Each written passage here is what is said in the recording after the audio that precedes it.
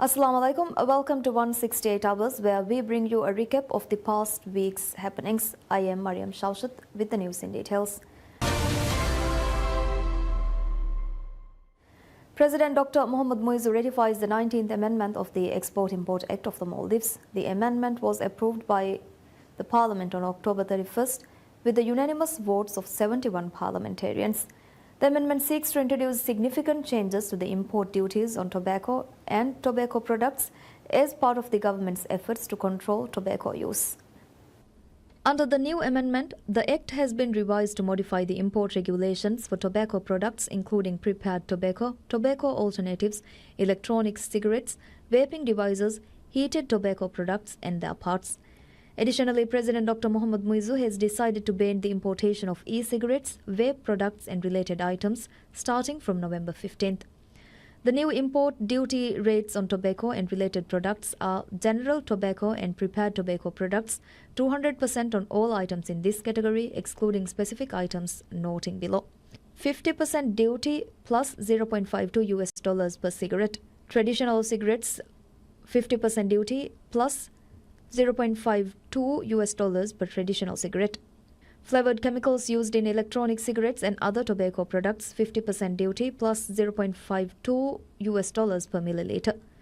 Heated tobacco products and consumable tobacco sticks, 50% duty plus $0.52 per stick. Furthermore, the Act mandates that all relevant rules and regulations be established or updated within 30 days of the enactment of the amendment and published in the Government Gazette. The 19th Amendment to the Maldives Export-Import Act has now taken effect, marking a new regulatory electronic smoking devices in the Maldives. The government anticipates past week emphasized ongoing efforts to establish a system that ensures successful is to guarantee the fishermen receive their payments promptly after their catch is weighed. In response to inquiries from parliamentarians, Minister of Fisheries and Ocean Resources Ahmad Shyam affirmed that the commitment to pay fishermen within 48 hours will be upheld. He noted that the current outstanding amount owed to fishermen is $1.06 million. He added that the Finance Ministry will deposit these funds to MIFCO today, with arrangements for the fishermen to receive the payments by tomorrow. Mr. Shyam indicated that when the government assumed office, $16.3 million was owed to fishermen. However, the government has addressed this backlog and is now making regular payments. He reiterated the government's pledge to ensure that fishermen receive their payments within 48 hours, while also acknowledging the insufficient fish purchases due to low fishing capacity.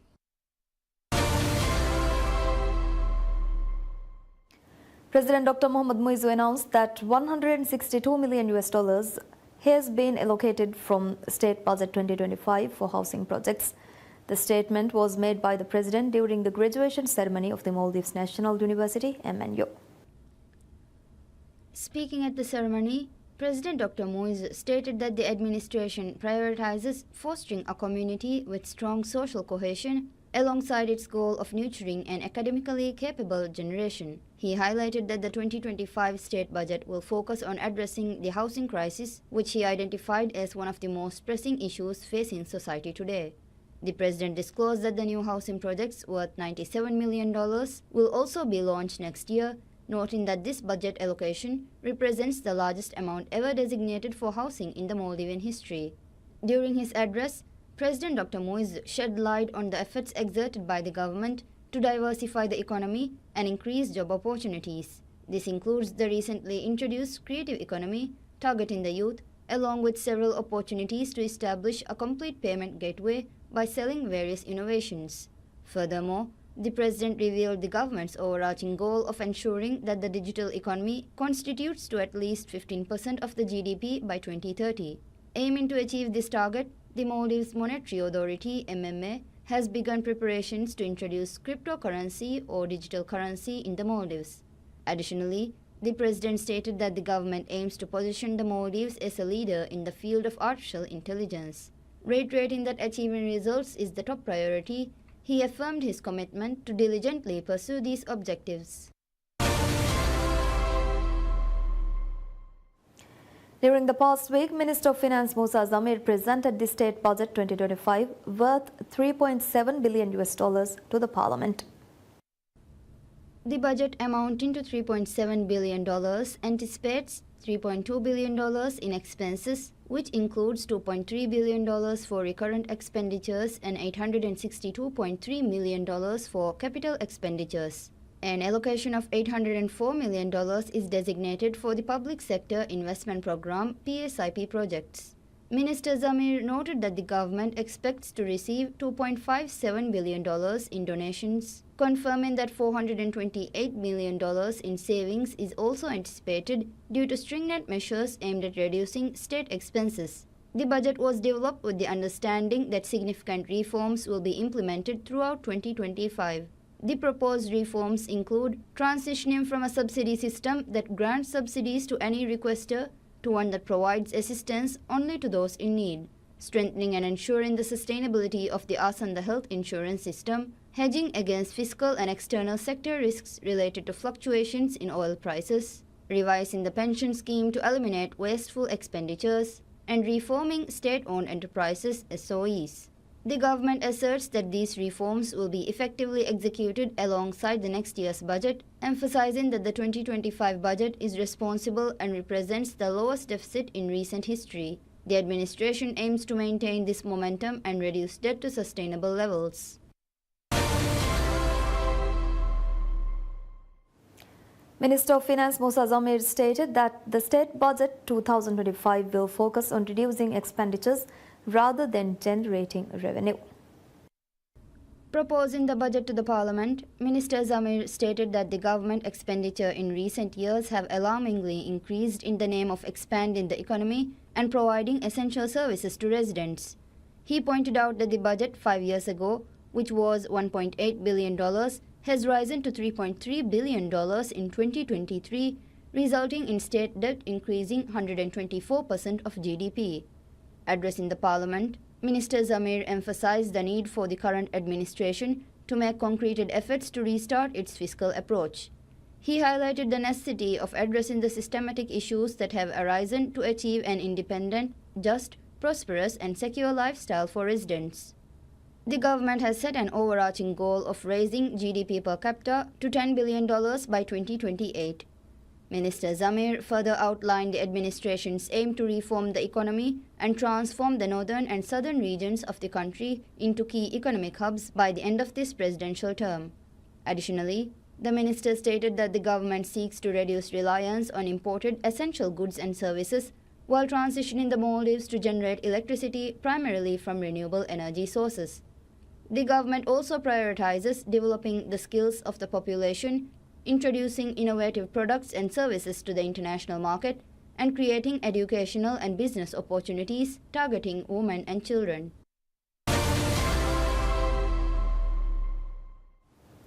More from the past week, the World Trade Organization WTO commended the government's initiatives to strengthen economic resilience through the implementation of reforms and efforts to promote economic diversification.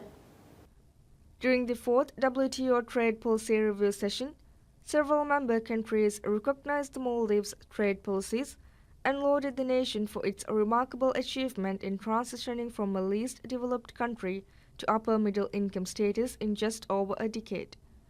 They further praised the ongoing economic reforms and initiatives aimed at diversifying the economy. Delegations acknowledged that the Maldives' economic successes demonstrate the extraordinary resilience and adaptability of its populace. At the session, representatives from the Ministry of Economic Development and Trade addressed inquiries from member countries. The government has been exerting several efforts aimed at improving the financial situation of the country and bolstering economic development and growth. A key initiative has been the cessation of money printing, which was initiated by the previous administration. Additionally, efforts have been made to reduce the state expenditures, settle outstanding debts, and implement amendments to address foreign currency challenges. In addition to the WTO, the World Bank and the International Monetary Fund, IMF, and other international financial institutions have praised the Maldives for its strategic measures to strengthen the financial sector.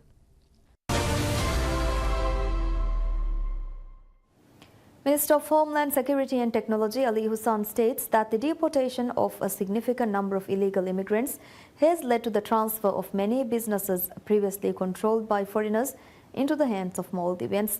He made this statement last week while addressing inquiries from members of the parliament. As part of the government's efforts to tackle illegal foreign residents, Minister Hussain reported that 4,428 individuals had been deported as of last month. He emphasized that this shift is expected to enhance the flow of capital within the Maldivian economy. Additionally, the state has recovered more than $65 million from the $110.6 million owed by private entities in fees for foreign workers. Mr. Hussain highlighted the expansion of Operation Kurangi, which has successfully collected biometric data from 8,385 immigrants.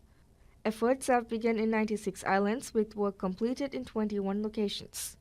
He announced that the operation will extend into the Greater Mala area starting next month, with a target to complete this initiative by April next year, though he anticipates finishing by February.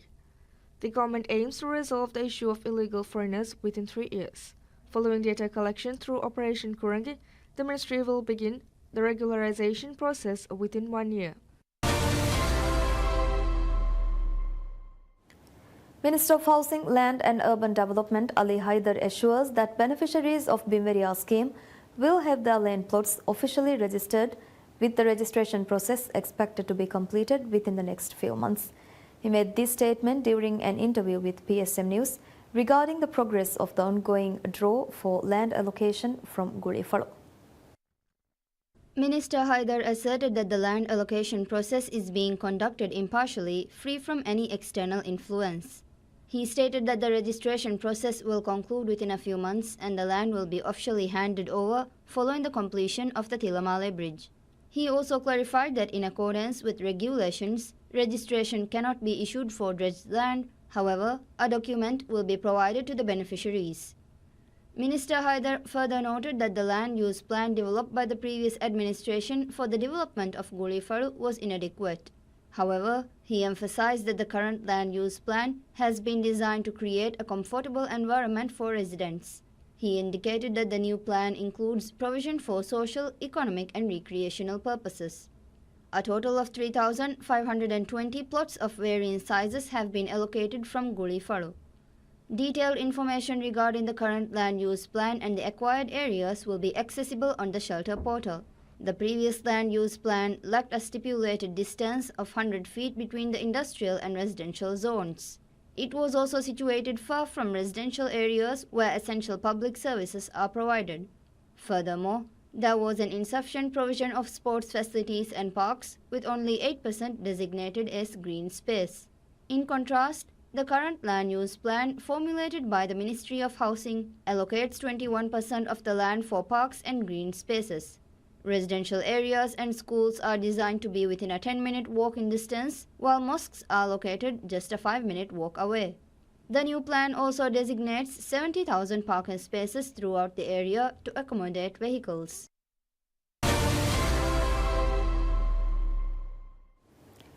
Ministry of Climate Change, Environment and Energy reveals that energy initiatives in 32 islands have been fully completed, while work is currently ongoing in various phases on 117 islands. The Environment Ministry reported that enhancements to the powerhouses in 2 islands were completed within the past 11 months, and upgrades to 12 additional powerhouses are underway.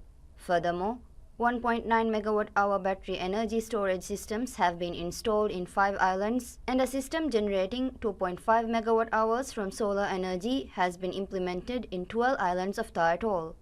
Despite all islands receiving electricity around the clock, the powerhouses in many of these locations are not equipped to provide sufficient electricity at all times. To address this issue, the government has been exerting efforts to ensure the efficient provision of electricity across the nation. Aiming to advance the energy initiatives, the government has launched the Mage Solar program, aiming to reduce electricity costs and promote the efficient use of energy resources in the Maldives. The government aims to transform the Maldives into a country which generates 33% of its energy from renewable energy sources. To achieve this, Research works are being carried out to generate electricity from wind and hydro sources while expanding electricity production from solar energy. Several new energy initiatives are also in the pipeline for the islands in the near future.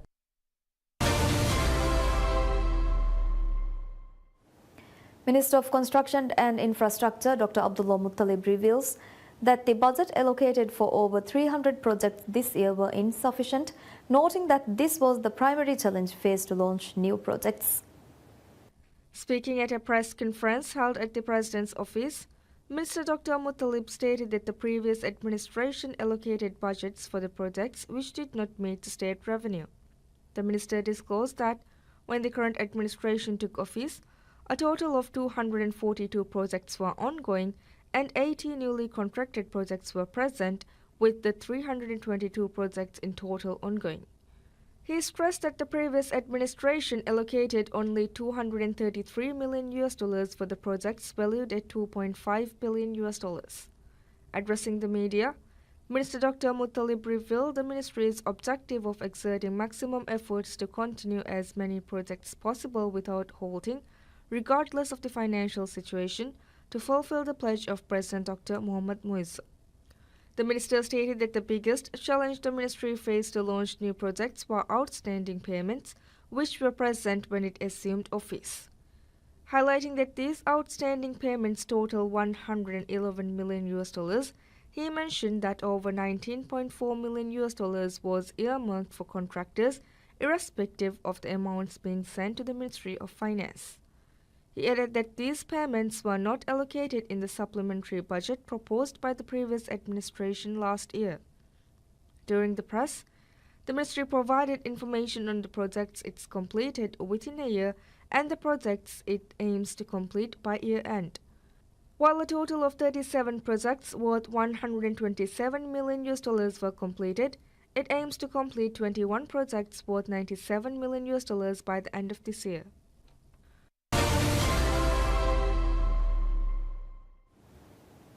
And that's all we have on this episode of 168 Hours. Hoping you are updated on the last week's happenings. Hopes to see you again next week. Goodbye.